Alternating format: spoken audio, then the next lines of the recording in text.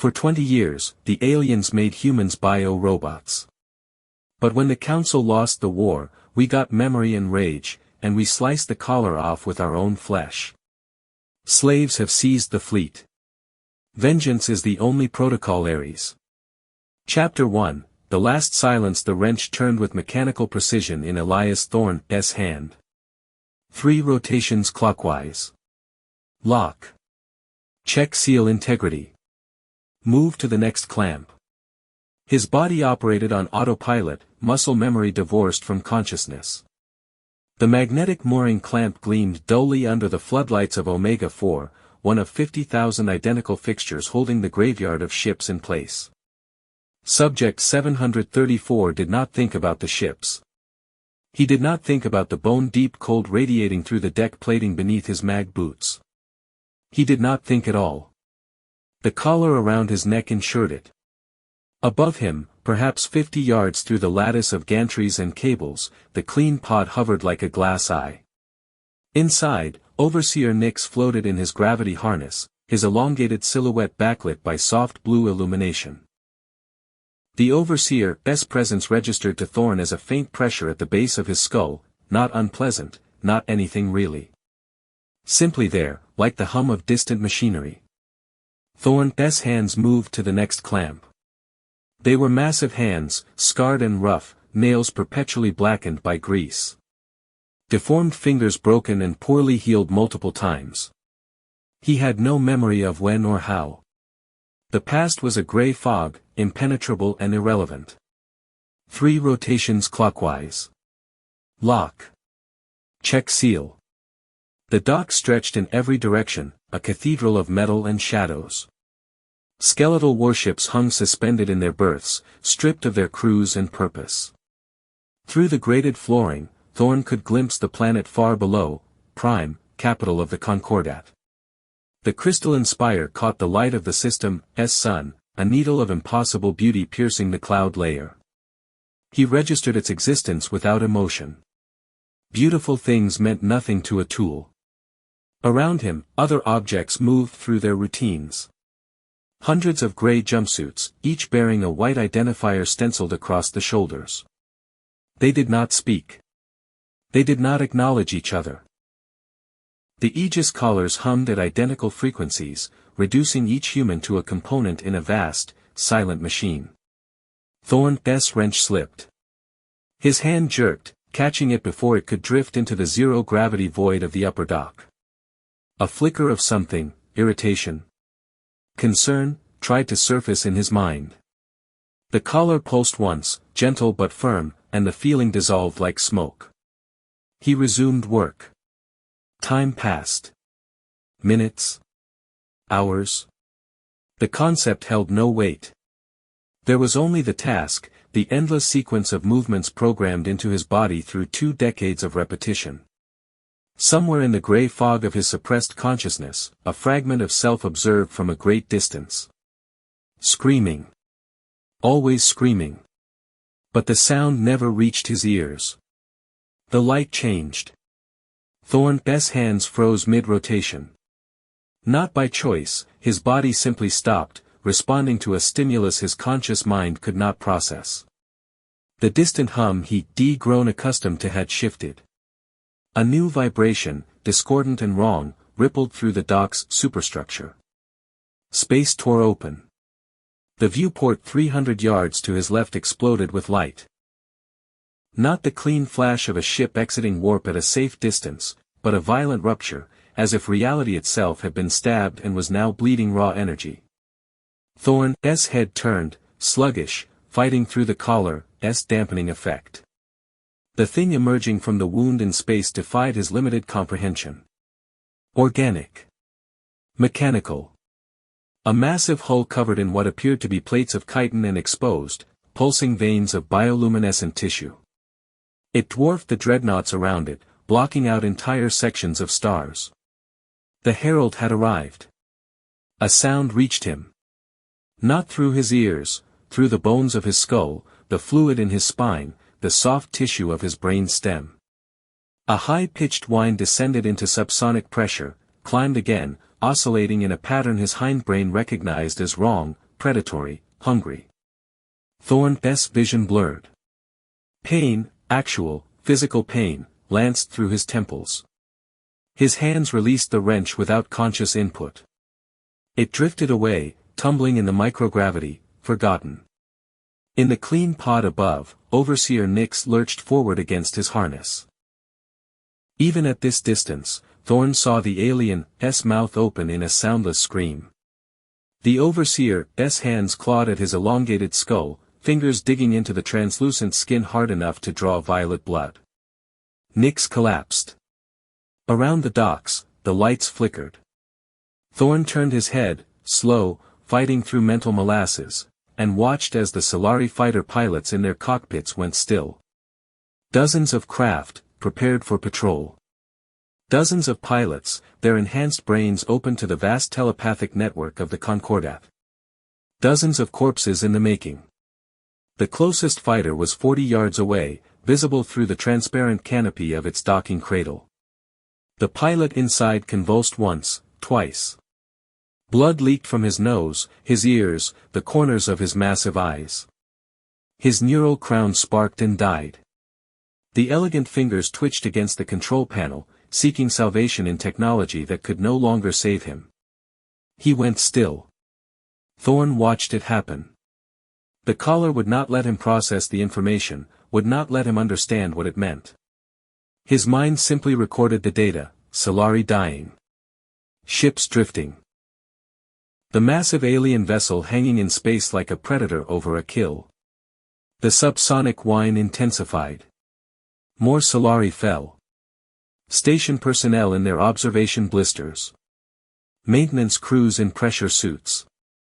The dock's command staff in their reinforced bunker. The telepathic network was killing them, turning their greatest strength into a weapon against their own brains. Through the pain lancing his skull, Thorn saw the Herald's flanks ripple. Pustules along its hull burst in sequence, releasing clouds of smaller shapes. They moved with terrible purpose, trailing bioluminescent contrails as they streaked toward the docks. Boarding pods. Somewhere in the suppressed corner of his mind, military knowledge tried to surface. Threat assessment.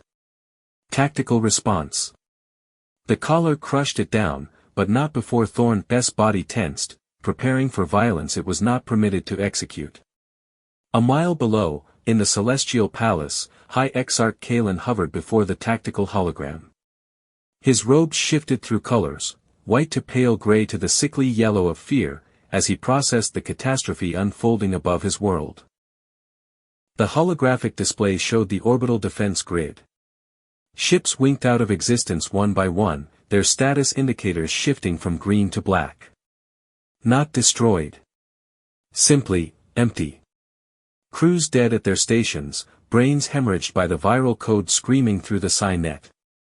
Kalen's fingers twitched, an unconscious gesture of agitation. Around him, the council chamber remained pristine and silent, its crystal walls amplifying the telepathic emptiness where there should have been the constant murmur of millions of minds. The Whisperers had turned their greatest strength into a weapon against them. Exarch. The voice belonged to Sub-Counselor Thex, whose neural crown flickered erratically.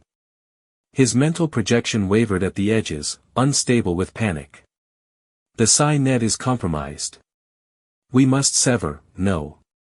Kalen's mental voice cut through the chamber like a blade.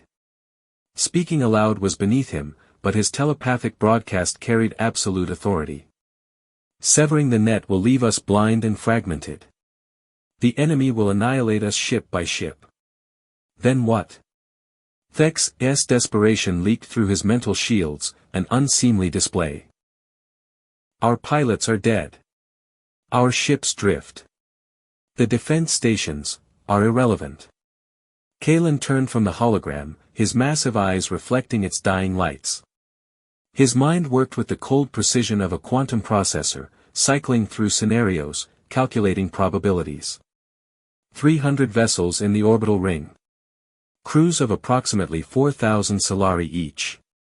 1.2 million casualties in the span of 90 seconds. The numbers scrolled through his consciousness with clinical detachment. The Whisperers used psi resonance as a weapon. They broadcast chaos directly into advanced telepathic brains, corrupting neural pathways until the victim's own mind destroyed itself. Beautiful. Elegant. Fatal. But ineffective against creatures too primitive to hear it. The thought revolted him. 20 years of careful control, of imposed silence, of transforming the humans from screaming animals into docile instruments. The callers had given the galaxy peace. Order. The age of silence. Now he would have to shatter it. The objects, Kalen said, his mental voice tightly controlled. The psi nulls. They are immune. Thex recoiled, his holographic form flickering with distaste. You cannot mean, activate protocol Ares. Each word emerged with surgical precision. Capital sector first. Drop the neural suppression. Flood their collars with combat stimulants. Restore military engrams. But the noise, Thex clutched his temples, the gesture transmitted perfectly through his holographic avatar. Even the thought of it caused phantom pain. Exarch, we will hear them again. Millions of unshielded minds, broadcasting their primitive emotions, better deaf than dead, sub-counselor. Kalen's hand moved through the holographic interface, his elongated fingers dancing across authorization nodes. Each gesture activated another layer of security protocols. His DNA. His neural signature. His personal encryption key. We require a delay, he continued, his mental voice devoid of inflection. Time for our reserves to mobilize from the outer systems. The objects will serve as. He paused, searching his vast memory for the appropriate term. Ablative shielding. Meat shields. The crude human term surfaced unbidden. Organic barriers to absorb the enemy's attention while superior beings formulated proper solutions. Thex's mental presence flickered with horror and resignation in equal measure. The contamination will be severe. Once awakened, they will remember. We will have to implement Silent Night the moment the Whisperers are, that decision can wait. Kalen entered the final authorization code. On the tactical display, a new cascade of indicators appeared. Millions of Aegis callers, their status shifting from suppressed to release. First, we survive. Then we sanitize. His finger hovered over the transmission key. Disgust curled through his consciousness like oil in water. 2 decades of work, undone in a moment. The perfect silence about to be shattered by the cacophony of primitive emotion. But logic was absolute. The Concordat must endure. He activated the broadcast. The subsonic whine reached a crescendo. Thorn's knees buckled.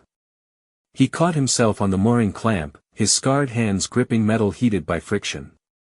The pain should have registered. The collar should have smoothed it away. Instead, the agony remained, sharp and immediate, cutting through the fog. Something was wrong with the collar. A section of the dock's outer wall bulged inward 200 yards to his right. Something massive struck from outside, once, twice, 3 times. The reinforced plating buckled. Stress fractures spider-webbed across the surface with sounds like gunshots. Thorn tried to move. His legs refused. A sharp mechanical click echoed in his skull. The Aegis collar deactivated. The effect was instantaneous and catastrophic. 20 years of suppressed memory slammed into his consciousness like a kinetic strike. The gray fog shattered. Behind it waited a vast, screaming darkness, every moment of slavery, every humiliation, every day spent as a hollow shell wearing his skin. General Elias Thorne remembered. He remembered the surrender. Standing in mud smelling of ash and burned flesh while the Solari broadcast his submission across Earth. He remembered the collar clicking shut around his neck for the first time, and the sensation of his personality being scraped away like rust from old metal. He remembered his wife's name. Maria. Her laugh. The way she looked at him the morning before the bombardment, not knowing it was the last time. He remembered his daughter's voice. Sarah. 7 years old. Asking when Daddy would come home from the war. He remembered watching the orbital strike reduce their city to glass and knowing with absolute certainty, that he had failed them both. The roar that tore from his throat was barely human. Chemicals flooded his nervous system, injected directly by the caller's medical protocols. Combat stimulants, adrenaline synthesizers, neural accelerants. His pupils dilated until his eyes were nearly black. His heart hammered against his ribs hard enough to bruise. Every muscle in his body locked, trembling with barely contained violence. Rage. Pure, undiluted, 20 years' worth. The mental pressure of it exploded outward like a shockwave. In the clean pod, Nix, still alive, barely conscious, shrieked as the telepathic feedback hit him. To his enhanced senses, Thorne's fury registered as a physical assault, an overwhelming wall of noise where there had been blessed silence. Thorne moved. His hand found a heavy wrench, no, not the wrench he dropped. Another one, mag locked to his tool belt. His fingers closed around 40 pounds of chromium steel with a grip hard enough to leave impressions in the metal. Muscle memory from another lifetime guided his arm. The throw was perfect, leveraging microgravity and rotational physics. The wrench tumbled end over end across 50 yards of empty space and punched through the clean pod's armored glass viewport. The safety barrier exploded. Atmosphere shrieked outward in a white jet of crystallizing moisture. Nix's scream cut off as decompression yanked him against the jagged opening. His fragile, elongated body crumpled like paper, ribs shattering on impact with the broken glass. Thorne watched him die. No, that was wrong. He felt everything. Satisfaction. Vindication. The deep, primal pleasure of watching a tormentor suffer. The collar had been designed to suppress these emotions, to render humans into docile labor. Without it, they roared through him like fire through dried timber. The wall to his right exploded inward in a shower of shrapnel and frozen air. A tentacle thick as his torso forced its way through the breach. Not a tentacle, a boarding tube, organic and mechanical in equal measure. The thing's surface glistened with secreted lubricant. Along its length, circular orifices dilated and contracted like mouths tasting the air. The tube disgorged its payload. The bio-creature that emerged defied categorization. 6 limbs, each ending in a cluster of razor-edged claws. No visible eyes, but a head covered in sensory pustules tracking movement through echolocation or heat signature. Its chitinous hide bore scars from atmospheric entry, armor plating fused directly to muscle tissue. It sensed him immediately. The creature's head swiveled, pustules focusing on Thorne with predatory precision. A sound emerged from somewhere inside its thorax, a clicking, chittering vocalization accompanied by subsonic pulses. Communication. Echolocation. Thorne did not care. His hand dropped to his belt. No weapon. 20 years as a slave, and they never trusted him with anything more dangerous than tools. His fingers found the industrial chisel he'd been using to scrape corrosion from hull plating. 8 inches of hardened alloy, tapered to a narrow point. The creature lunged. Thorne's body moved before conscious thought. Decades of combat training, suppressed but never erased, flooded back in perfect clarity. He dropped into a crouch, mag boots anchoring him to the deck as the creature's momentum carried it overhead. His free hand shot up, catching one of its limbs mid-swing. The impact nearly dislocated his shoulder. The creature was heavier than it looked, dense muscle beneath that chitinous armor. But Thorne's grip held, fingers digging into the joint where chitin met exposed flesh. He drove the chisel upward with every ounce of strength in his massive frame. The tool punched through the soft tissue where the creature's neck met its thorax. Hot ichor sprayed across Thorne's face, alkaline and burning. The thing thrashed, its remaining limbs flailing with enough force to dent the deck plating. Thorn twisted the chisel, levering it deeper, severing whatever passed for its spinal column. The creature collapsed, twitching. Ichor pooled beneath it, hissing where it contacted the metal deck. Thorn stood over the corpse, chest heaving. The chemicals in his bloodstream sang. His hands, scarred and deformed from 20 years of labor, trembled not with weakness but with barely contained violence. Around him, the transformation was spreading. Other objects jerked and convulsed as their collars clicked open. Gray jumpsuits straightened. Dead eyes ignited with terrible focus. Mouths opened in screams of rage and grief and recognition. The silence was ending. Squad 0. The words emerged as a grinding rasp. Thorn's vocal cords, damaged from years of enforced silence, could barely form the sounds. But the voice carried across the docks with the weight of absolute authority. Move out. Shapes emerged from the chaos. A mountain of a man, 340 pounds of scarred muscle, ripped a piece of debris from the wall with his bare hands. Vance. Squad 0's heavy infantry. A lean figure with predatory blue eyes vaulted over a collapsed gantry with practiced grace. Rex Sterling. Pilot. Ace. A piece of dirty parachute silk knotted around his neck like a defiant flag. Others converged. Engineers. Assault troops. Sappers. Each one a hollow shell moments ago, now burning with the same terrible focus. Thorn's squad. His pack. The mental backdrop their awakening created was overwhelming. Millions of suppressed consciousnesses flooding back to awareness across the orbital ring. The collective weight of their emotions, rage, grief, betrayal, hate, merged into a tsunami of telepathic noise. The surviving Solari could not withstand it. Those who had not died from the Whisperer's mental virus now collapsed from the human feedback.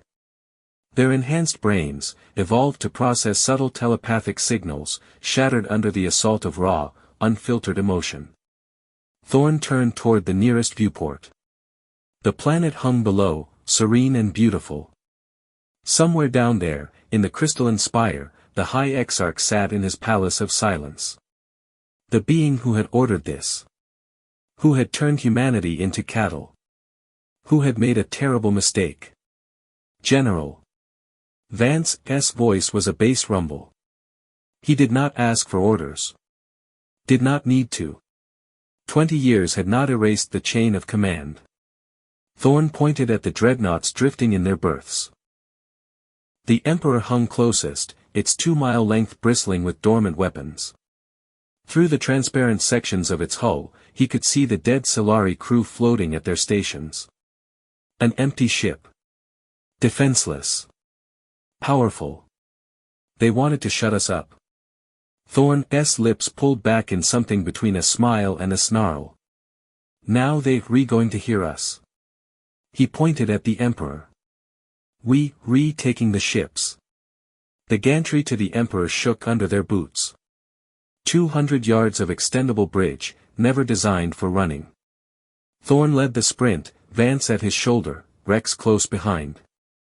Behind them, Squad 0, 100 freed slaves turned soldiers, pounded across the metal span. More boarding pods struck the docks. Hull breaches bloomed like flowers of fire and frozen air. Whisperer bio creatures poured through, seeking living targets. They ignored the catatonic Solari, drawn instead to the humans radiating aggression and intent. Contact rear, someone shouted. Thorn did not slow. Vance. Handle it. The big man peeled off without a word, turning to face 3 creatures scrambling up the gantry. He had no weapon except a piece of structural beam ripped from a support column. It was enough. The first creature lunged. Vance caught it mid-air and used its momentum to hurl it into the second. Both tumbled off the gantry into the void. The third came low. Vance brought the beam down like a hammer, pulverizing the thing's skull against the deck. Clear, he bellowed, rejoining the formation. The Emperor's airlock loomed ahead. Sealed.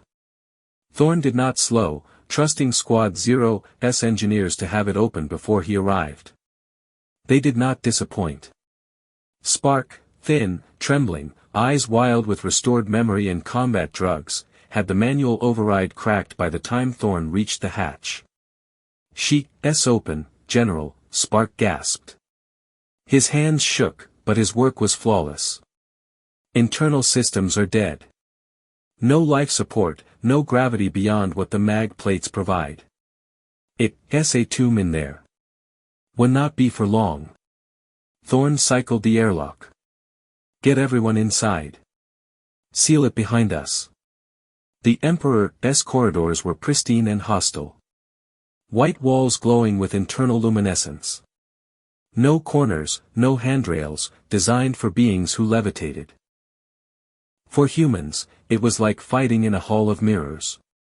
Dead Solari floated throughout. Some at their stations, some drifting in the corridors where they died trying to reach escape pods. Their neural crowns sparked weakly, residual energy discharging into corpses. Rex pushed past a cluster of bodies without looking at them. Bridge is this way. 2 miles forward through this maze. You remember the layout? Thorn asked. I flew these ships before the war. Rex's voice was tight, controlled. Before they put the collar on. Yeah, I remember. They ran. Through corridors that twisted in non-Euclidean patterns. Past chambers whose purpose Thorn could not guess. The Emperor was designed for a species that thought in dimensions humans struggled to visualize. But corridors were corridors, and the ship's spine led inexorably forward. The bridge doors were sealed. Spark went to work again, his thin fingers dancing across the control panel with manic precision. Psi locked, he muttered. Of course it's psi locked. Because why would anything on this void-rotted ship work for us? Can you bypass it? Thorn asked. Can I? Spark laughed, high and slightly unhinged. Can I bypass it? He asks. General, I've spent 20 years taking these ships apart rivet by rivet. I could rebuild this whole dreadnought from scrap and spite. The doors hissed open. The bridge was a tomb. Solari officers floated at their stations, blood leaking from their eyes and ears. The central command throne, designed for the ship's captain, held a corpse in Admiral's robes. Neural crown shattered. Face locked in a rictus of agony. Rex vaulted over the body and dropped into the pilot's position. There were no chairs, so he braced against a munitions crate someone had dragged over. His hands moved across the dark glass control panels, muscle memory overriding the fact that nothing responded. Systems are locked, he reported. Weapons, engines, navigation, everything requires psi interface. Sitting in a 2-mile paperweight. Thorn turned to Spark. Fix it. The engineer's face went pale. General, these systems are integrated at the molecular level. We need to fix it. Thorn's voice dropped to a grinding bass. Or we die here. Choose. Spark swallowed hard. His eyes darted to the viewports, where the Herald hung in space like a nightmare-given form. More boarding pods launched from its flanks. The docks were being overrun. The reactor, Spark said quietly. If I bypass the psi interface and hotwire the weapons directly to the power cores, it'll be crude. Inaccurate. Might blow the ship apart. Will it kill them? Yes. Then do it. Thorn gripped Spark's shoulder. Take whoever you need. Get to the reactor bay. Make this ship a weapon. Spark nodded, his fear warring with purpose. Reactor bay is at the stern. 2 miles through the maintenance tunnels. I'll need 20 minutes. You have 10. The engineer fled, taking half of Squad Zero's technical specialists with him. Thorn turned to Rex. When those guns come online, can you hit that thing? Rex studied the Herald through the viewport. The alien flagship hung at knife fighting range, less than 60 miles. At fleet engagement distances, that was point blank. His predatory face split in a feral grin. General, at this range? I could hit it with my eyes closed and both arms broken. Good. Thorne activated the ship-wide comm system. It crackled, half dead, running on backup power. All human personnel. This is General Elias Thorne, 1st Assault Corps. You've been enslaved for 20 years. Today we stop being victims. He paused, watching through the viewport as more human ships came alive. Other squads seizing other vessels. The fleet awakening from its slumber. The enemy thinks we soft. They think we broken. They think 20 years of silence made us forget how to fight. His voice hardened. Let us remind them what happens when you back a human into a corner. Let us show them what we do when you give us weapons. In the reactor bay, Spark's hands moved with manic precision. The space was a hellscape of heat and radiation, but he barely noticed. The giant sphere of plasma pulsed behind lead curtains, raw power barely contained. The weapon systems required a psi interface, a telepathic command structure that humans could not access. But the reactor did not care who pulled its levers. Power was power. Spark ripped open access panels with a crowbar, exposing bundles of crystalline conduits. These carried energy from the reactor to every system on the ship, regulated by quantum processors responding to telepathic input. He was about to make it considerably less regulated. Cut here, he told his team, pointing to a massive power trunk. And here. We're going to route reactor output directly to the kinetic batteries. That LL overload the capacitors, one of the engineers protested. I'm counting on it. Spark's grin was slightly unhinged. We get one shot. One massive, uncontrolled discharge. Then the system fries and we're dead in space. But it LL fire. Oh, it LL fire. Spark grabbed a plasma cutter. Physics does not care about elegant solutions. Sometimes you just need to dump raw energy into a problem and see what breaks first. He sliced through the first conduit. Energy arced, singing his face. He ignored the pain, moving to the next connection. Around him, his team worked with similar desperate precision. 10 minutes. He had 10 minutes to weaponize a dreadnought with nothing but tools and rage. It was enough. On the bridge, warning lights began flickering across every panel. Rex's eyes widened as systems came online, not properly, not elegantly, but online. Spark did it, he breathed. The absolute madman actually did it. The weapon's grid illuminated. Targeting was crude, barely functional. The kinetic batteries designed to fire precisely calibrated rounds were now overcharged to the point of catastrophic failure. General, Rex called. Guns are hot. But we get one shot. After that, the system burns out. Thorne stared at the Herald. The massive alien flagship blotted out the stars, close enough to see individual boarding pods launching from its flanks. Close enough to see the writhing organic plating that covered its hull. One shot, he repeated. Make it count. Rex's hands moved across the firing controls. Targeting data was garbage, so he switched to manual. Old school. Point and shoot. He aligned the crosshairs on the Herald's central mass, where the bioluminescent veins converged in a pulsing nexus. The ship's heart, if it had one. Firing. The Emperor shuddered. Every light on the bridge went dark. Then the kinetic batteries discharged. 20 tungsten rods, each the size of a transit bus, launched at 15% the speed of light. The recoil sent the Emperor tumbling, its stabilizers offline. Through the viewports, they watched the rounds cross the distance in microseconds. The Herald did not have time to evade. The kinetic strike hit with the force of a small nuclear weapon. The alien ship's organic armor, designed to absorb energy weapons and regenerate from conventional damage, offered no protection against pure kinetic physics.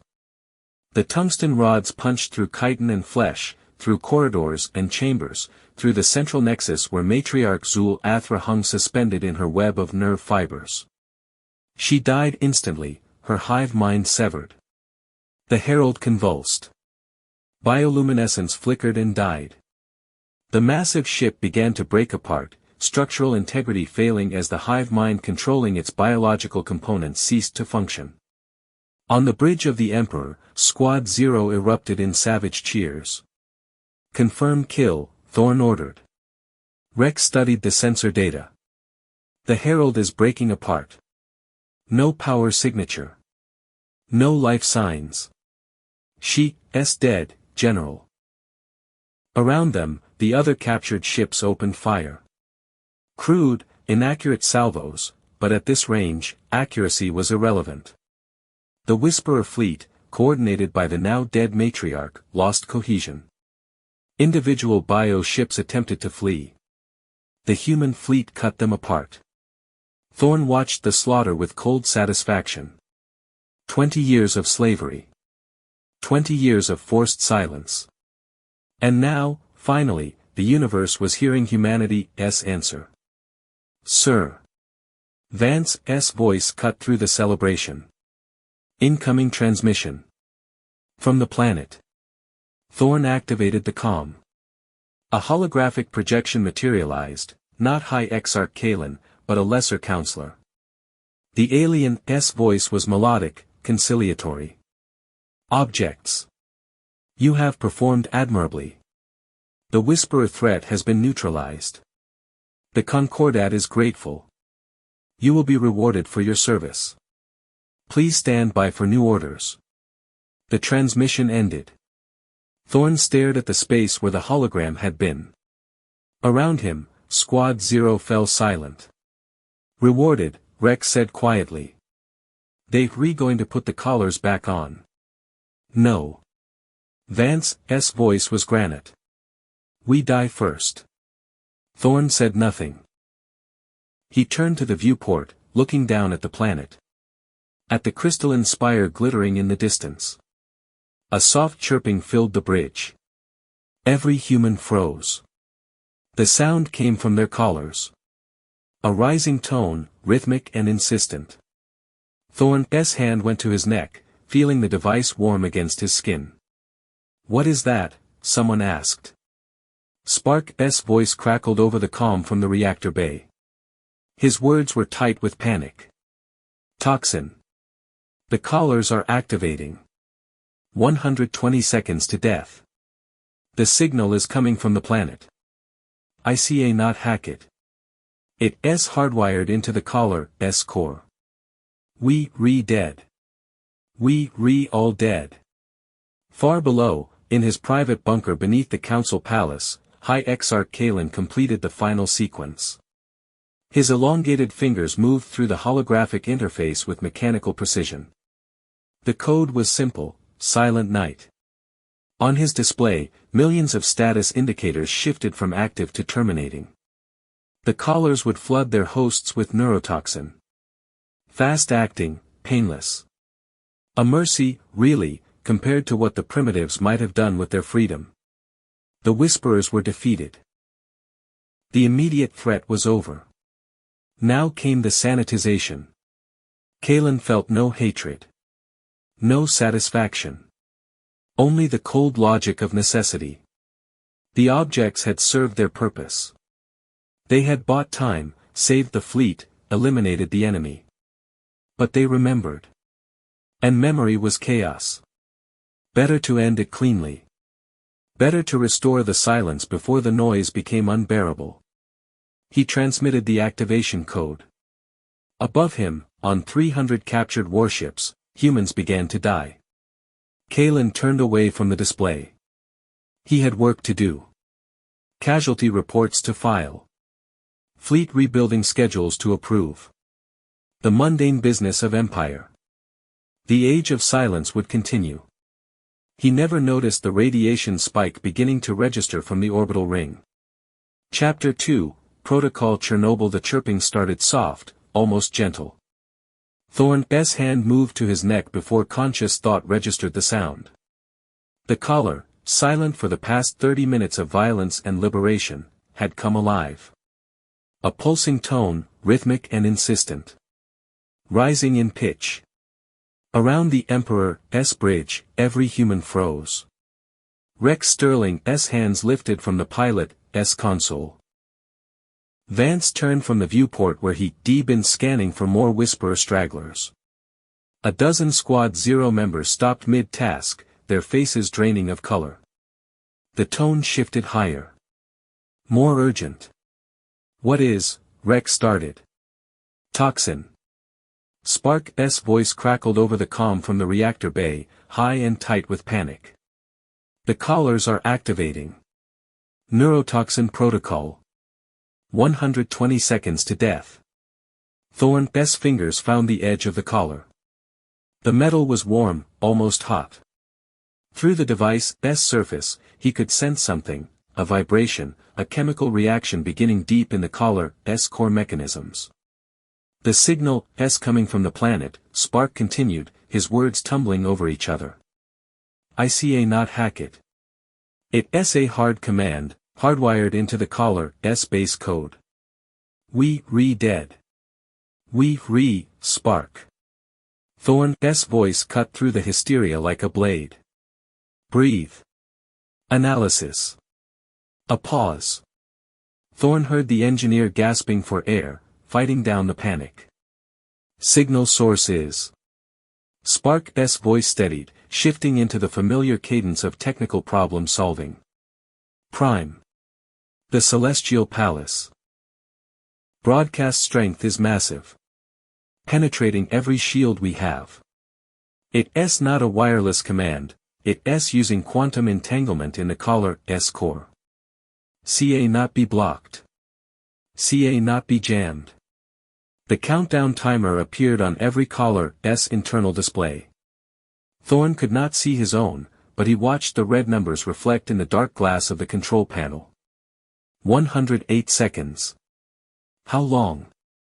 Vance asked. His voice remained calm, steady as granite. 2 minutes, Thorn said. "Give or take." Around him, Squad Zero stood silent. No screaming. No panic. 20 years of slavery had taught them how to face death with quiet dignity. But Thorn had not survived 2 decades as a hollow shell just to die on someone else's schedule.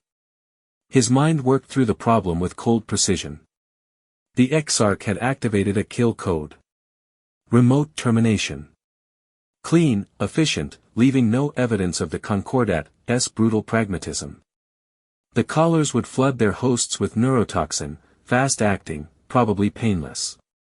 A mercy killing for weapons that had outlived their usefulness. Thorn grabbed Spark's engineering station display, pulling up the signal analysis. The broadcast from Prime was powerful, yes, but it was still electromagnetic radiation. Subject to interference, to noise, to the same physical laws governing every other form of communication. 95 seconds. "Only noise will drown out that signal," Thorn muttered. Rex turned from the pilot's station. "What?" Thorn straightened, his steel-gray eyes burning with sudden clarity. He activated the ship-wide comm, broadcasting to every captured vessel in the human fleet. "All ships. This is Thorn. The Exarch has activated a liquidation protocol. Your collars are counting down. You have 90 seconds. He paused, letting the words sink in. Protocol Chernobyl. Immediate implementation. Spark's voice came over the comm, confused and terrified. "General, what?" Spark, listen carefully. Thorn's voice dropped to that grinding bass that meant orders, not suggestions. "Get to the reactor emergency vent controls. The big red lever. The one requiring manual activation. The radiation purge. Spark's voice climbed an octave. General, if we vent the reactor containment, we create a cloud. Thorne cut him off. Radioactive interference. Static. White noise thick enough to drown out the signal from Prime. Silence on the comm. Thorne could almost hear Spark's mind working through the physics, the consequences. It'll work, the engineer said quietly. The radiation will scatter the quantum entanglement signal. Break the coherence. But General, we'll be bathing in hard radiation. Lethal doses within hours. Better than dying in 90 seconds. 80 seconds. Do it. Now. In the reactor bay, Spark Vaco stared at the massive red lever protruding from the bulkhead. Emergency reactor vent, manual override. The thing was nearly as tall as he was, designed to require a man's full body weight to activate. A safety measure to prevent accidental triggering. His hands trembled. Not from fear, well, not just from fear, but from the combat stimulant still flooding his system. The collar's chemicals had turned his nervous energy into a constant, vibrating tension. The timer in his peripheral vision read 74 seconds. Physics does not care about your feelings, he whispered, echoing Thorne's favorite saying. Get it done. He grabbed the lever with both hands. The metal was cold, almost frozen from the supercooled system surrounding it. He pulled. Nothing. Spark repositioned, bracing his feet against the bulkhead. His thin frame, 145 pounds of nervous energy and caffeine dependency, was not built for this kind of work. He pulled again, throwing his full weight against the mechanism. The lever groaned. Shifted an inch. 65 seconds. Come on, Spark hissed through clenched teeth. Come on, you void-rotted piece of, he hauled on the lever with everything he had. Muscles he did not remember having screamed in protest. His vision blurred at the edges. The lever moved. Slowly at first, resisting 2 decades of neglect. Then faster, gravity and momentum taking over as it passed the equilibrium point. It slammed home with a sound like a gunshot. Warning klaxons erupted throughout the ship. Emergency lighting bathed the reactor bay in strobing red. On the display panels, safety protocols screamed warnings in Solari script. Containment breach. Radiation venting. Evacuate immediately. Spark ignored them. He stumbled to the observation window, a narrow slit of reinforced glass overlooking the ship's spine. Through it, he watched the external vent valve cycle open. The Emperor shuddered. From ports along its flanks and spine, massive clouds of radioactive gas erupted into space. Not fire, there was no oxygen to burn. Just superheated plasma and vapor, glowing faintly green with Cherenkov radiation. The cloud expanded rapidly, unfurling around the ship like a protective shroud. Venting complete, Spark reported, his voice shaking. Radiation dome forming. Signal coherence should be, on his collar, the timer froze. 11 seconds. Spark stared at the frozen numbers. Around the orbital ring, the same scene played out on every captured ship. Reactor vents opened. Radiation clouds bloomed. The quantum-entangled signal from Prime, so powerful, so unstoppable, dissolved in the white noise of hard radiation. The callers went silent. It worked, Spark breathed. General, it actually worked. On the Emperor's bridge, Thorne watched the countdown freeze at 11 seconds. Around him, Squad 0 exhaled in a collective release of tension they'd been holding for nearly 2 minutes. Status, Thorne ordered. Rex pulled up the tactical display. The holographic projection showed the Omega-4 docks surrounded by an expanding sphere of green-tinged radiation. 20 captured dreadnoughts, hundreds of smaller vessels, millions of freed slaves, all sealed inside their own protective cocoon. Radiation dome is stable, Rex reported. We're invisible on sensors. Anything trying to penetrate the cloud will cook before getting within weapons range. Dosage? Thorne asked. Vance checked the environmental monitors. His scarred face remained impassive, but his voice carried a grim note.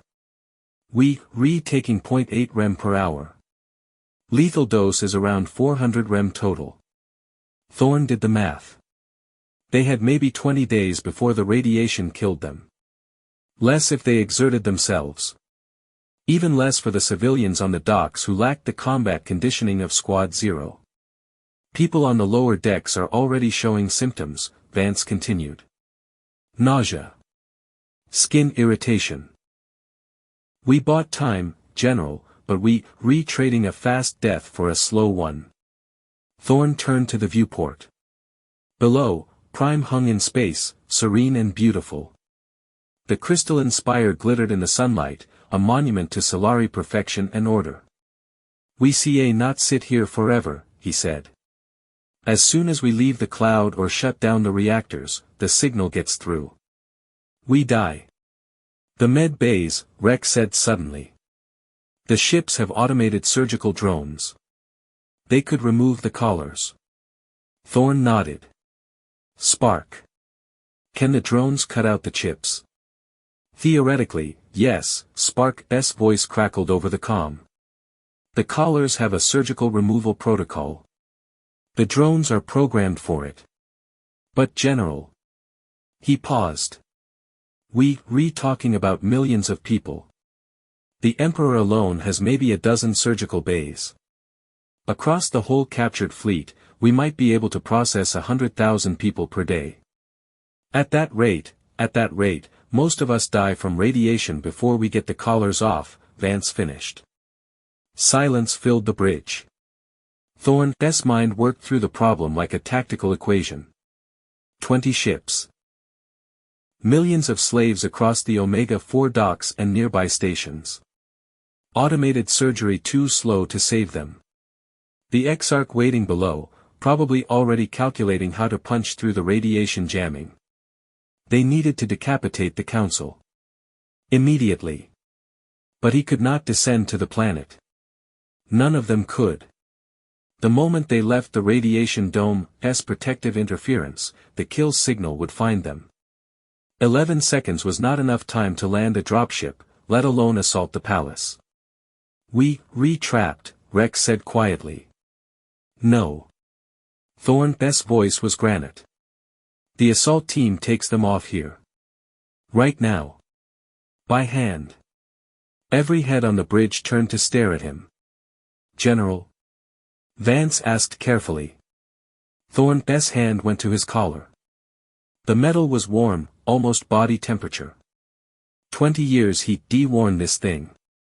20 years it had stolen his thoughts, his memories, his rage. The surgical drones are too slow, he said. But we do not need to save everyone right now. We need a strike team. 100 people. Maybe 200. Enough to take the palace and force Kalen to shut down the signal. How? Rex demanded. We not exactly walk into a med bay and ask nicely, we do not use the med bays. Thorne turned toward the exit. Follow me. The engineering bay stank of ozone and burnt metal. Emergency lighting cast everything in harsh red. Thorne's boots rang against the deck plating as he strode to the equipment lockers. Behind him, Squad 0 filed in. 100 men and women, the best of the best. Engineers, assault troops, demolitions experts. Each one wearing a collar counting down to their eventual death. Thorne pulled open a storage cabinet. Inside, industrial tools hung in neat rows. He selected a laser cutter, the heavy model, designed for slicing through bulkhead plating and structural beams. The device was crude. A meter-long handle connected to a focusing array that could generate temperatures hot enough to vaporize titanium. Completely unsuitable for delicate work. Perfect for what Thorne had in mind. He turned to face Squad 0. In the red emergency lighting, his steel-gray eyes burned with cold fire. The med bays will handle the main crew, he said. Millions of people. They'll get clean removals, proper surgery, minimal scarring. He hefted the laser cutter. We do not have time for clean. Understanding dawned on their faces. Horror. Resignation. Grim acceptance. No anesthetic, Thorne continued. We need clear heads for the fight. The collars come off now. Manually. Anyone who see a not handle that stays here and waits for the surgical drones. No one moved toward the exit. Vance stepped forward. Who's first, General? Thorne met his eyes. I am. He activated the laser cutter. The focusing array hummed to life, glowing red hot. The smell of superheated metal filled the air. Someone hold me steady, Thorne said. Vance's massive hands clamped on Thorne's shoulders. Rex moved to his other side, gripping his arm. The rest of Squad Zero formed a circle, silent witnesses to what came next. Thorne raised the cutter to his own neck. The collar was maybe half an inch thick. Titanium alloy, embedded with quantum processors and chemical reservoirs. It had been fused to his skin for 20 years, the metal slightly corroded where sweat and body heat had worked on it. He pressed the cutter's blade against the right side of his neck, where the collar met flesh. The pain was immediate and absolute. The laser sliced through metal and skin together, cauterizing as it cut. The smell of burning meat, his own burning meat, filled Thorne's nostrils. He'd smelled it before, in the war, when energy weapons cooked soldiers in their armor. He'd never imagined he'd smell it coming from his own body. His vision whited out. Every nerve in his neck screamed. The collar's internal sensors detected the breach and flooded his system with one final dose of chemicals, pain suppressants designed to ease a dying slave's last moments. They were not enough. Thorne's roar echoed through the engineering bay. Not a scream, he would not give the Exarch that satisfaction, but a sound of pure, animal fury. The sound of a man carving slavery out of his own flesh with fire and rage. The cutter bit deeper. Halfway through. 3/4. His hands were shaking. Blood and cauterized tissue sizzled where the laser burned. Vance's grip tightened, holding him upright. Almost there, General, the big man rumbled. Thorne completed the cut on the right side. The collar sagged, no longer a complete circle. He moved the cutter to the left side of his neck and started again. More burning. More pain. More of the smell that would haunt his nightmares, assuming he survived long enough to have nightmares. The collar came free with a wet, grinding sound. It clattered to the deck, smoking and sparking. The timer frozen at 11 seconds. Thorne stood there, swaying. His neck was a mess of burns and raw flesh, blood seeping from the edges where the laser had not fully cauterized. Vance shoved a rag into his hands, someone's torn sleeve, and Thorne pressed it against the wound. The pain was incredible. Transcendent. He never felt more alive. He looked up at Squad Zero. At the shocked faces, the horror, the awe. Who's next? Thorne rasped. Chapter 3, Scars of Freedom. Vance stepped forward. No words. No hesitation. The big man simply moved through Squad Zero's circle, his massive frame blocking the emergency lighting.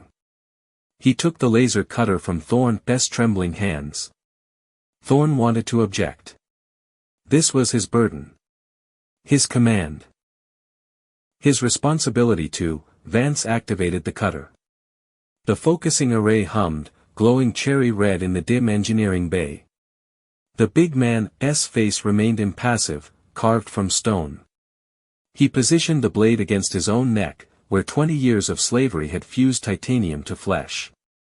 He pressed. The smell hit first. Burning meat and superheated metal. Vance's jaw clenched, muscles standing out like cables beneath his scarred skin. But he made no sound. Not a grunt. Not a gasp. The only noise was the sizzle of the laser doing its terrible work. Thorn watched, transfixed. The collar split on the right side, sagging away from cauterized flesh. Vance moved the cutter to the left without pause. More burning. More silent agony.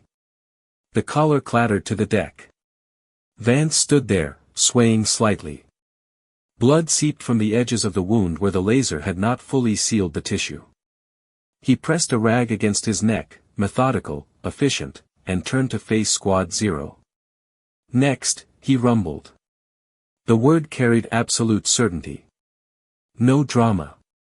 No speeches. Just the quiet statement of a man who'd done what needed doing. One by one, Squad Zero moved forward. A demolitions expert named Chen. She screamed, but she did not stop cutting. An assault trooper called Graves. He vomited halfway through, bile mixing with blood, but he finished. A sniper, Thorn could not remember her name, who laughed hysterically through the entire process, the sound high and broken. Each one stepped up. Each one carved slavery from their own flesh. Each one added their collar to the growing pile on the deck. Spark appeared in the doorway, his thin frame silhouetted against the corridor's harsh lighting. He carried armfuls of torn fabric, spare clothing, anything that could serve as bandages. His hands shook as he distributed the makeshift supplies. "This is insane," he whispered to Thorn. "General, the infection risk alone does not matter." Thorn pressed a fresh rag against his neck. The pain was incredible, a constant burning throb. "We'll be dead in 6 hours if we do not move. Infection takes days." 6 hours. Spark's eyes widened. Atmospheric entry. Combat. Securing the palace. Thorn counted on his scarred fingers. "Call it 4 hours if Rex flies aggressive. We either win fast or we do not win." Another scream echoed through the engineering bay. Squad Zero's transformation continued, an assembly line of blood and determination. Spark turned away, unable to watch. The fleet's surgical bays are operational. People are lining up. The drones are precise. Clean. YCA not the assault team, time. Thorn cut him off. How long to process 100 people through the med bays? Spark's mind shifted into calculation mode, his fear momentarily suppressed by numbers. Collar removal surgery takes approximately 12 minutes per subject. With 20 ships, maybe 200 surgical bays total, carrying the one. His voice dropped. 8 hours minimum. The Exarch will break through our jamming in 6. I can boost the radiation output, and cook everyone on the lower decks. Thorn shook his head. We're already dosing at 0.8 rem per hour. Push it higher and we start losing people to acute radiation syndrome within days instead of weeks. Spark's shoulders slumped. So the assault team cuts their own collars off and dies on the planet. The fleet gets clean surgery and dies in orbit. Everyone dies. Everyone dies anyway. Thorn's voice carried no emotion. Simple fact. We're choosing how. The engineering bay had fallen quiet. Thorn turned. Squad Zero, 98 men and women, stood in formation. Each one wore a bloody rag around their neck. Each one's eyes burned with the same cold fire. The pile of collars on the deck sparked and hissed. Some still counted down, frozen at 11 seconds. Others had already triggered their toxin reserves, releasing neurotoxin into empty air. Spark. Thorn's voice shifted into command mode. Status on the stiletto. The engineer blinked, pulled from his spiral of catastrophic predictions. The what? The Solari high-speed dropship we captured. Docking Bay 3. Oh. Right. Spark pulled up a datapad, fingers dancing across the screen. Intact. Fueled. Flight systems are psi-locked, but I can bypass. Rex handles the bypass. Thorn activated the ship-wide comm. Sterling. Engineering bay. Now. 90 seconds later, Rex appeared in the doorway. The pilot moved with his characteristic springy grace, the piece of parachute silk still knotted around his neck. His blue eyes took in the scene, the bloody Squad Zero, the pile of collars, Thorn's raw neck wound, and he grinned. So we, doing this the hard way. Figures. Can you fly the stiletto? Thorn asked. The high-speed drop variant. Atmospheric rated? Rex's grin widened. General, I could fly that thing drunk, blind, and upside down. Which part worries you? The part where we have to leave the radiation dome. Thorn pointed at his neck. Our collars are gone. But the ones we left on the Emperor are still armed. The moment we clear the interference, they detonate. Rex nodded. Will not affect us if we, not wearing them. No. But the fleet will hear it. Every explosion broadcasts. If Kalen's monitoring, and he is, he'll know we found a way around his kill switch.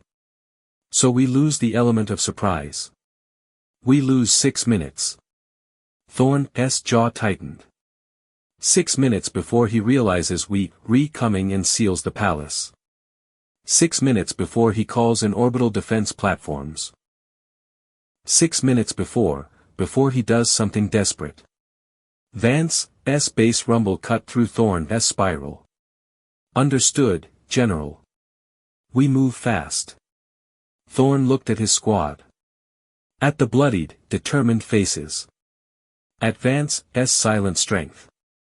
At Rex's manic confidence. At Spark's terrified genius. His pack. His family. The only people left in the universe he'd burn worlds to protect. Load up, he ordered. Weapons, demo charges, anything useful. We drop in 10 minutes. Squad Zero moved as one, flowing toward the armory. They moved differently now, heads high, shoulders back. The weight of the collars gone. The weight of slavery lifted. Spark remained behind, clutching his datapad like a shield. General, I should stay. The radiation dome requires constant management. If the output fluctuates, you staying, Thorn agreed. Someone has to keep the noise up. Relief flooded Spark's face. But when we secure the palace, I need you on the comm. The Exarch will not give up his override codes without persuasion. Spark swallowed hard. Torture. Negotiation. Thorn's smile was cold and humorless. We'll convince him that cooperation is preferable to the alternative. What alternative? He watches his empire burn one collar at a time. Docking Bay 3 smelled of ozone and hydraulic fluid. The stiletto crouched on its landing struts like a predator preparing to pounce. Solari design aesthetic, all flowing curves and organic shapes, but built for speed and violence. Rex circled the ship, running his hands over the hull plating. Beautiful. Atmospheric shielding, gravity compensators, triple redundant maneuvering thrusters. This thing can pull 15G in a turn. Can you bypass the psi-lock? Thorn asked. Can I? Rex laughed. General, I spent 20 years taking these ships apart. I could rebuild a stiletto from scrap metal and spite. He popped an access panel, exposing bundles of crystalline circuitry. Give me 5 minutes. Thorn left him to it. Squad Zero was loading gear into the stiletto's cargo bay. Weapons looted from dead Solari guards. Demo charges cobbled together from reactor components. Medkits that would not help with radiation sickness but might slow the bleeding. Vance appeared at Thorn's shoulder. General. A word. They moved to the far corner of the docking bay. Out of earshot. What happens if we fail? Vance asked quietly. Thorne studied the big man's face. No fear there. Just pragmatic assessment of risk. If we fail, Kalen keeps the kill switch active. The fleet dies in the radiation dome. The billions of other slaves across the galaxy die when their collars activate.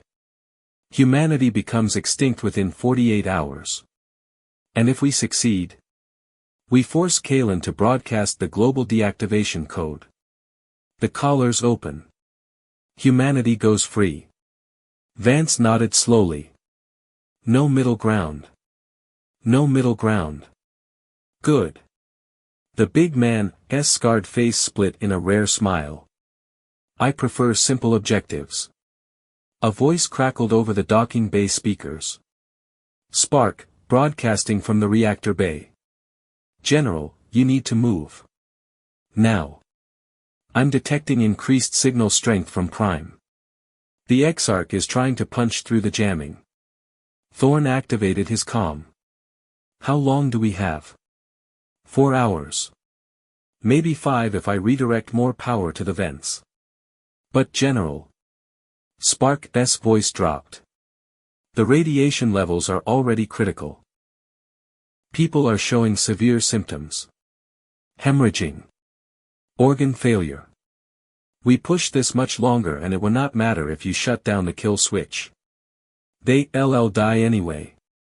Understood. Keep them alive as long as you can. Physics does not give a damn about my feelings, Spark muttered. I'll get it done. The comm cut out. Rex emerged from beneath the stiletto, oil-stained and grinning. She's hot. Psy-lock bypassed, manual controls active. I can fly her on pure instinct and physics. Atmospheric defenses? Thorne asked. Prime's defense grid is automated. They'll see us as a rogue vessel and open fire. Rex shrugged. I'll make us hard to hit. How hard? Hard enough. The pilot's grin turned feral. General, I've been flying desk jockey routes for 20 years. Hauling cargo between stations. Following traffic patterns. Obeying speed limits. He climbed into the stiletto's cockpit. Today I get to fly angry. It's gonna be beautiful. Squad 0 filed into the cargo bay. 100 souls, each one carrying the weight of billions on their bloodied shoulders. They strapped into crash harnesses designed for Solari physiology, too tall, too narrow, and made do. Thorne took the co-pilot's seat. Through the canopy, he could see the Emperor's massive hull. Beyond it, the green-tinged radiation dome that kept them alive and trapped them simultaneously. All personnel clear the bay, Rex announced over the comm. Depressurizing in 30 seconds. The docking bay's massive outer doors began to cycle open. Atmosphere rushed out in a white jet of frozen vapor. Beyond, the stars waited. And below, Prime hung in space, serene and oblivious. General. Rex's hands moved across the control panel, bypassing safety interlocks and overriding cautious navigation protocols. Once we punch through that radiation cloud, the collars we left behind are going to detonate. Every Solari sensor on the planet will light up. They'll know we're coming. Let them know. Thorne's hand rested on the looted plasma pistol at his hip. 20 years of slavery. 20 years of silence. 20 years of being furniture in someone else's empire. No more. Rex. Take us down. The stiletto's engines ignited. The ship lifted from its struts, rotating to face the open bay doors. Through the canopy, Thorne watched the radiation dome's sickly green glow intensify as they approached. Crossing the barrier in 3, 2. The stiletto punched through the dome. Alarms shrieked across every human ship in the fleet. On the Emperor, in the engineering bay where Thorne had carved his freedom, the pile of discarded collars began to chirp. 11 seconds. 10. 9. The stiletto accelerated, gravity compensator straining as Rex pushed the engines past recommended limits.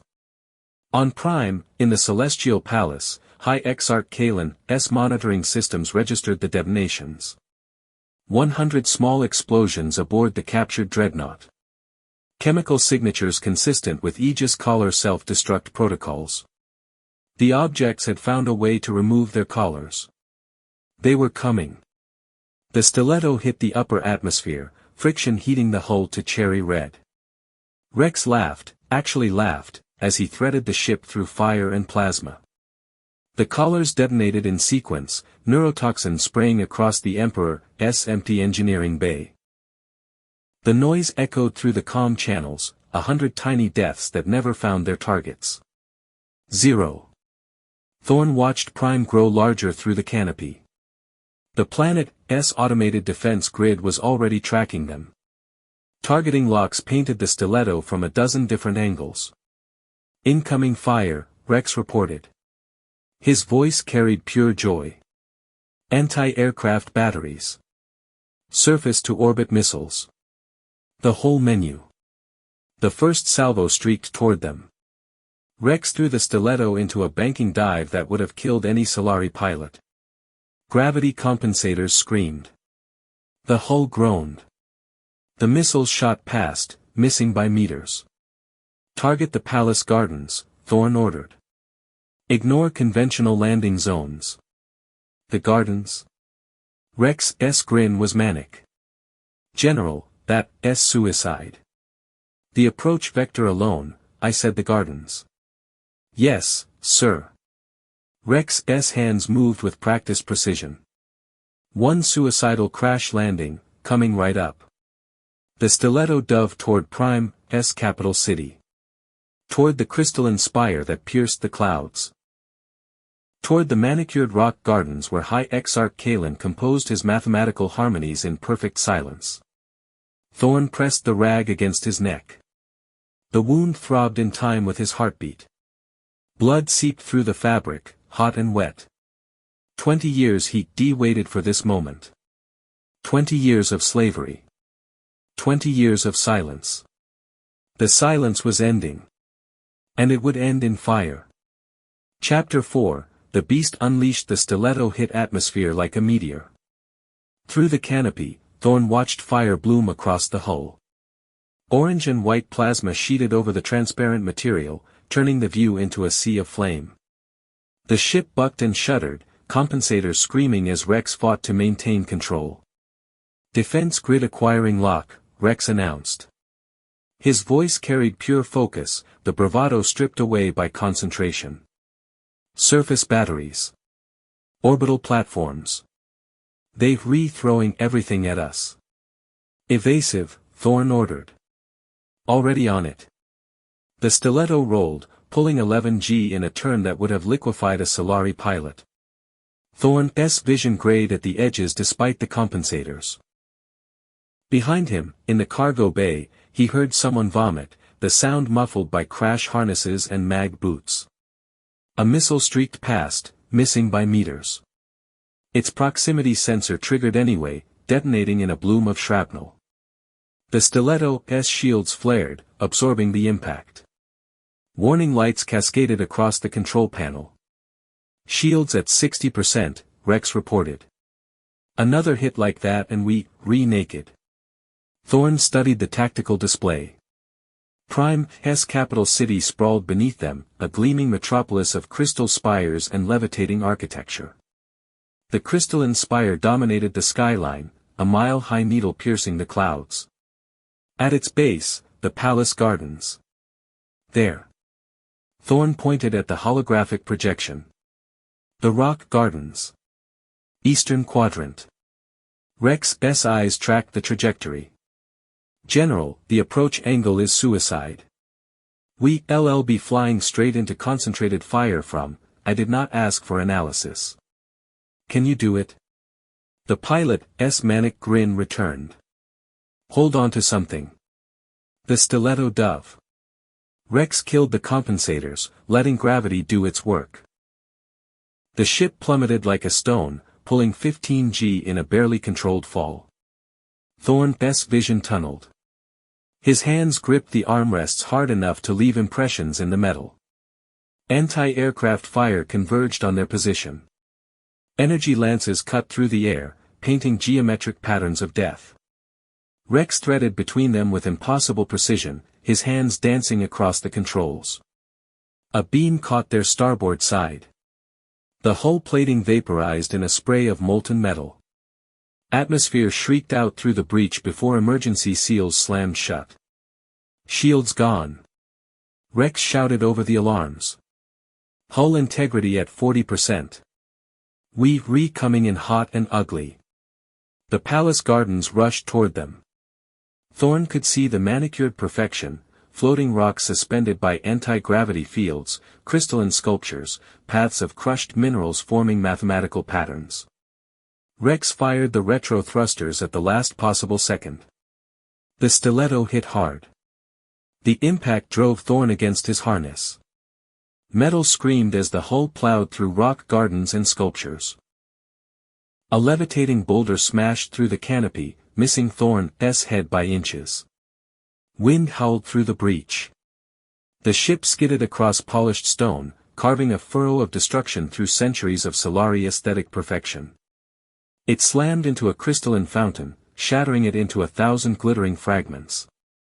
Silence. Thorn unbuckled his harness, ignoring the pain radiating from his ribs. The crash had reopened the wound on his neck. Blood soaked through the bandage, hot and wet. Status, he rasped. Rex checked the instruments with hands that trembled, not from fear, but from adrenaline come-down. Down. Ship's dead. Hull breaches on every deck. But down. Casualties? A voice crackled over the internal comm. Vance, from the cargo bay. 3 broken bones. 1 concussion. Everyone combat capable. Thorn activated the bay door release. Nothing happened. He tried again. The hydraulics were dead, power systems fried by the crash. Manual override, he ordered. The cargo bay door blew outward in a shower of explosive bolts. Squad 0 poured out, moving with practiced efficiency despite their injuries. They fanned out across the ruined gardens, weapons raised, scanning for threats. The palace loomed above them. A mile-high spire of transparent crystallite, catching the afternoon sun and scattering it in rainbow patterns. Beautiful. Sterile. Perfect. Thorn stepped onto Prime's soil for the first time in 20 years. The air was wrong. Too clean. Too processed. It smelled of nothing, no ozone, no grease, no sweat. The Solari had scrubbed every organic smell from their capital, leaving only the antiseptic scent of filtered atmosphere. Around him, the rock gardens lay in ruins. The Stiletto's crash landing had torn a scar through the mathematical perfection, leaving twisted metal and shattered crystal in its wake. Smoke rose from the ship's ruptured engines. Movement at the palace entrance. A squad of Solari Guard emerged, their ceremonial armor gleaming in the sunlight. Elegant beings, 7 feet tall, moving with fluid grace. Each carried an energy lance, beautiful weapons, works of art designed as much for display as combat. The captain, distinguished by additional ornamentation on his armor, raised a hand. His telepathic voice echoed in Thorn's skull. Halt. You are in violation of, the mental contact broke. The guard captain staggered, clutching his head. Around him, his squad fell to their knees. Their neural crowns sparked and flickered, overloaded by the mental pressure radiating from Squad 0. Thorn walked forward. The guards saw him. Saw the bloody bandage around his neck. Saw the raw, cauterized flesh where he de-carved slavery from his own body. Saw the cold fire burning in his eyes. They tried to use their telepathy again, seeking to dominate his mind. Thorn's consciousness was a brick wall. Impenetrable. Unyielding. But the rage behind it, 20 years of suppressed fury, radiated outward like heat from a furnace. To the telepathic guards, it was overwhelming. The captain dropped his lance. His hands shook as he backed away. "Stand aside," Thorn ordered. The guard captain's voice emerged as a strangled whisper from his vestigial vocal cords. You are objects. Slaves. You cannot." Vance stepped forward. The big man said nothing.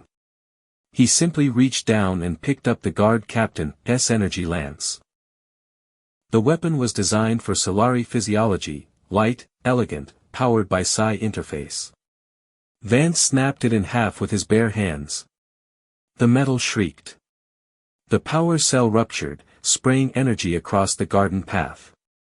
Vance tossed the ruined halves aside and continued walking. The guards fled. They did not run, their enhanced brains processed the tactical situation too quickly for panic, but they retreated with desperate efficiency, scrambling toward the palace entrance. Squad 0 advanced. Chen, the demolitions expert, moved to the palace doors.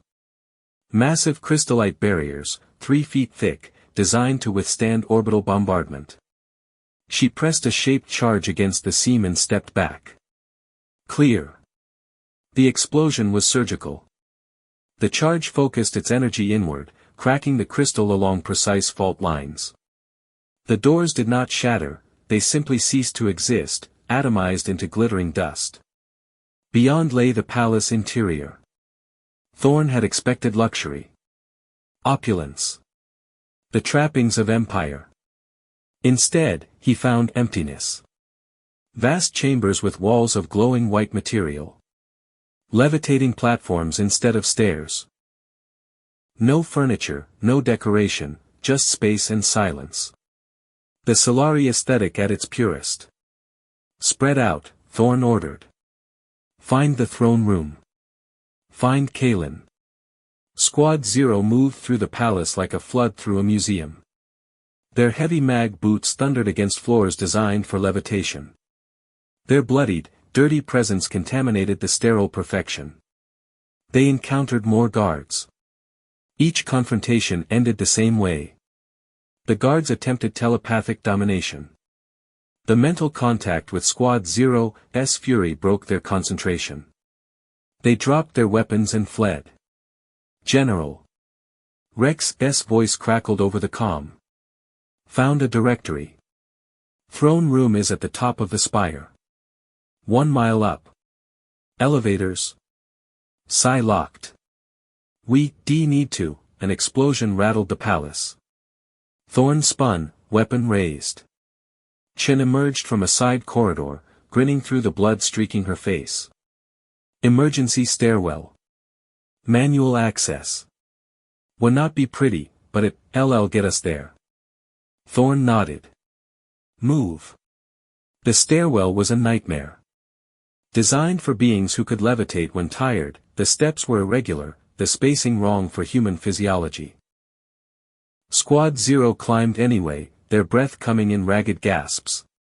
Thorn's wound throbbed with every step. Blood loss made his vision swim. He counted floors to keep his mind focused. 10. 20. 50. Behind him, someone collapsed. Graves, the assault trooper who vomited while removing his collar. Vance hauled him upright without breaking stride. 100 floors. Thorn's legs burned. The radiation sickness, the blood loss, the crash, his body was failing. 20 years of slavery had hollowed him out, left him running on nothing but rage and determination. Not enough. Had to be enough. 200 floors. The stairwell opened into a corridor of impossible beauty. Walls of transparent crystal. A floor that appeared to be water but held solid beneath their boots. Levitating rock gardens suspended in anti-gravity fields. At the far end, massive doors. Gold. Crystalline. Inscribed with mathematical formulas representing the Solari concept of cosmic order. The throne room. Thorn raised his fist. Squad 0 formed up behind him, 97 bloodied, exhausted humans who de-carved freedom from their own flesh. Chen. The doors. She moved forward, pressing another charge. This is my last one, General. After this, we improvise. When not need another. The charge detonated. The golden doors blew inward, crashing against crystalline floors with sounds like bells shattering. Thorn walked through the smoke. The throne room was vast.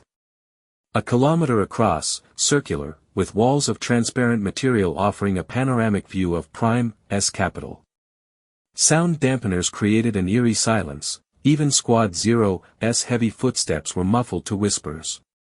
At the chamber's center, on a raised platform, sat High Exarch Kalen. The alien had not fled.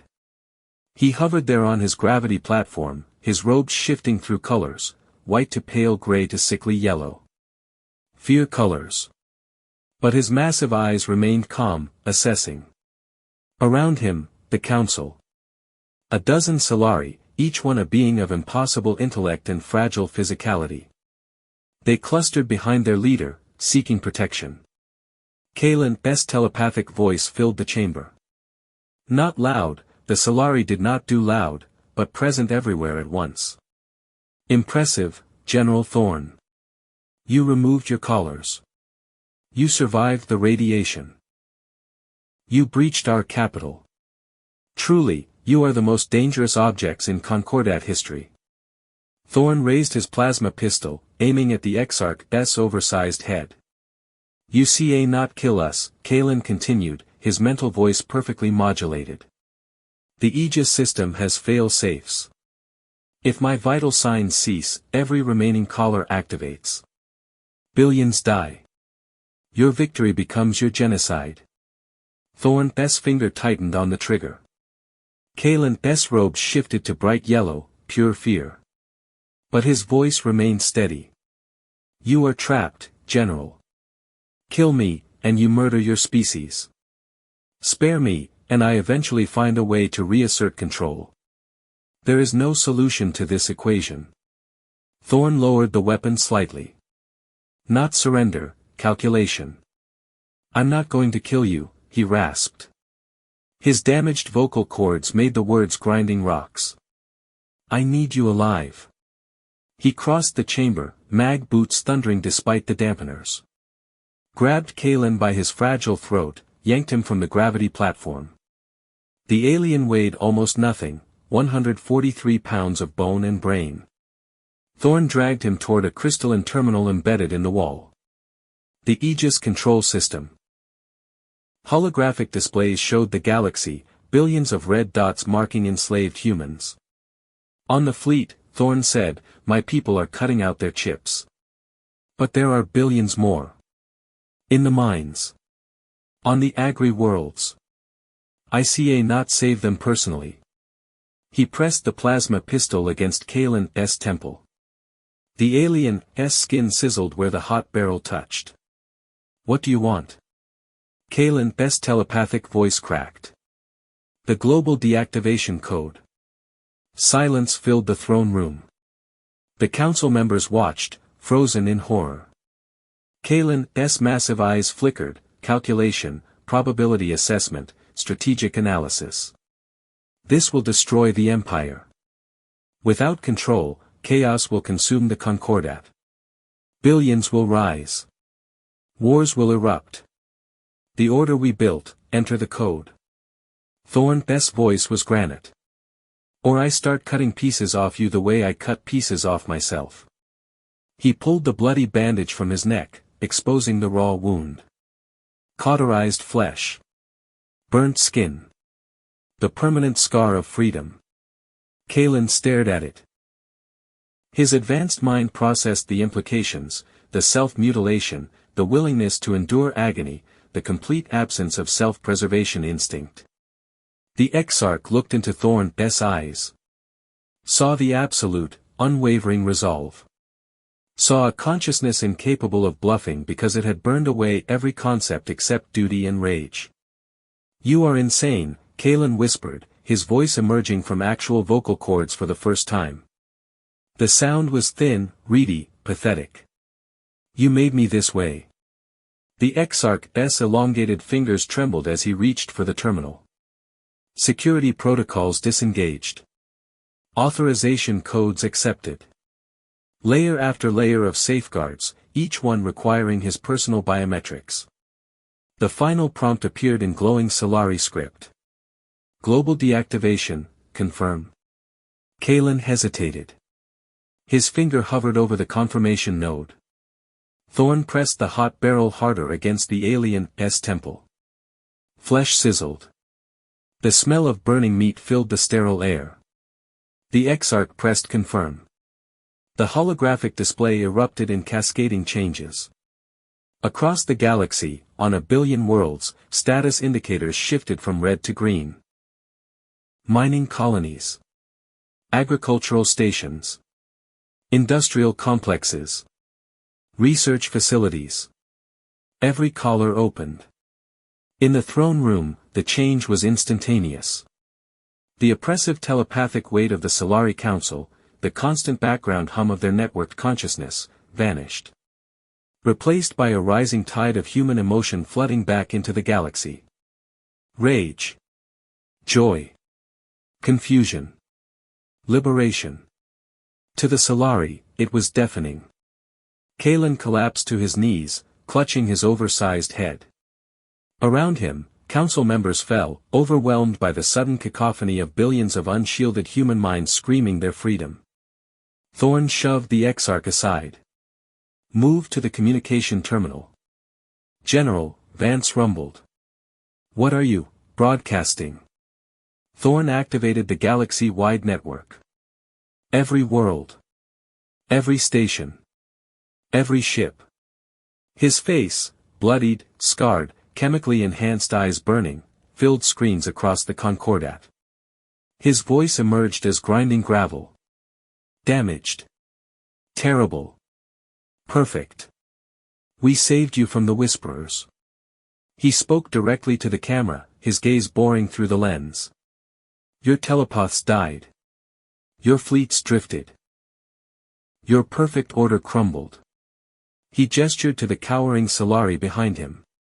We, the slaves you silenced, destroyed your enemy. We took your ships. We fired your weapons. We bled. We died. We won your war. Thorn's hand moved to his neck, touching the raw wound. And you tried to kill us for it. Across the galaxy, on a billion worlds, freed humans watched. Listened. Remembered their own collars clicking open. But who will save you from us? The question hung in the air.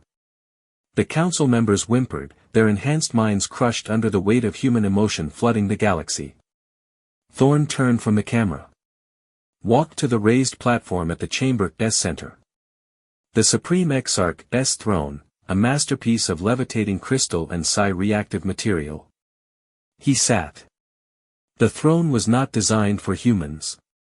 Too narrow. Too tall. The psi interface tried to connect with his mind and failed, sparking uselessly against his mental walls. Thorn did not care. He leaned forward, elbows on his knees, the plasma pistol dangling from one scarred hand.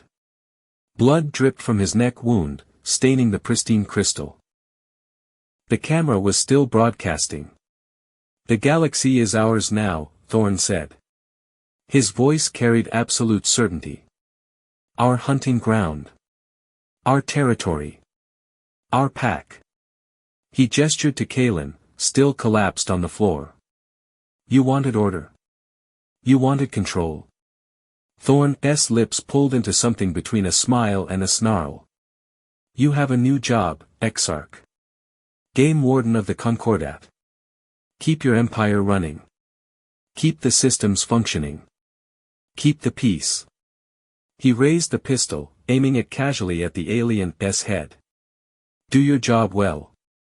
And perhaps we will not eat you. The broadcast ended. Silence filled the throne room. Not the artificial silence of sound dampeners, but the heavy quiet of absolute power shifting hands. Squad 0 stood guard, weapons trained on the council. Bloodied. Exhausted. Victorious. Thorn sat on the stolen throne, the wound on his neck still bleeding, his eyes still burning with that cold fire. 20 years of slavery. 20 years of silence. 20 years of being furniture in someone else's empire. No more. The beast was loose. And the galaxy would learn what happened when you backed a human into a corner.